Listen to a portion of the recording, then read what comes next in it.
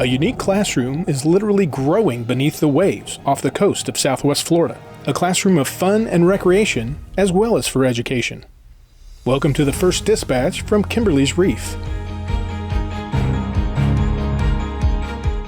In the Gulf of Mexico, 7.5 miles due west of Bonita Beach and 30 feet below the surface, grows Kimberly's Reef, an artificial reef complex created by the Water School at Florida Gulf Coast University. So the purpose of Kimberly's Reef is to both conduct research and to provide an underwater classroom, if you will, not only to FGCU students, but to the general public at large.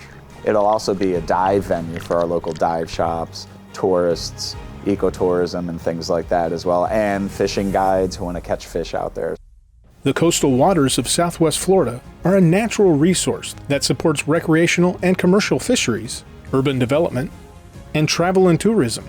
In fact, tourism is a $3 billion per year industry and is responsible for 1 in 4 jobs in the region. But these once healthy waters are now under threat. A host of issues have and continue to affect the Gulf of Mexico.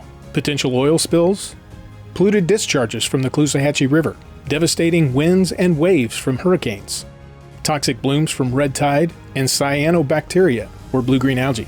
Unlike most recreational artificial reefs, Kimberly's Reef is designed specifically to study the direct impact of these forces on our local waters.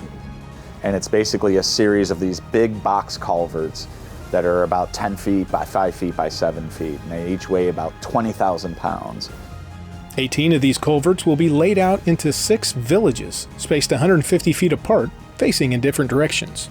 The way we're laying out these culverts will allow us to conduct elaborate experiments. So we'll be able to replicate different kinds of experiments. We'll be able to add certain things to some of the culverts, remove them from others.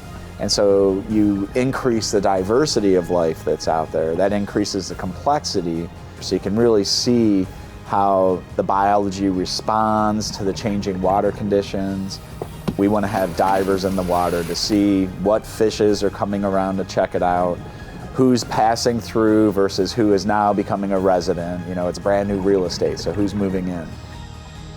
Eric Riesberg is a major donor for the project and has a very personal reason to see Kimberly's Reef come to life. Kimberly is my deceased daughter. She died many years ago. And one of the things that I don't think is oftentimes spoken about when one loses a child is that not only do you lose the child itself, but you lose all of the hopes, the dreams, the expectations, all the things that you hope and wish and expect that your child to have as they go through their life. I felt that we should be able to provide something of purity, something that would continue to serve humanity and social improvement, something that was happy in spirit and something that everyone can share. We hope it'll open a lot of doors up, not only to water school faculty and students, but students throughout the college and throughout the region. And so we're really looking forward to developing new projects, seeing what ideas other people have, and really trying to make this all work. The reef will also be open for research in collaboration with organizations like the Florida Fish and Wildlife Commission, the Bonefish and Tarpon Trust, and NOAA, to name only a few. I want to see people come from all parts of the world in the United States and come to FGCU and with their heart pounding, can't wait to get to the water school on a Wednesday, can't wait to get to Vester on a Thursday and get out on the boats on the reef on a Friday.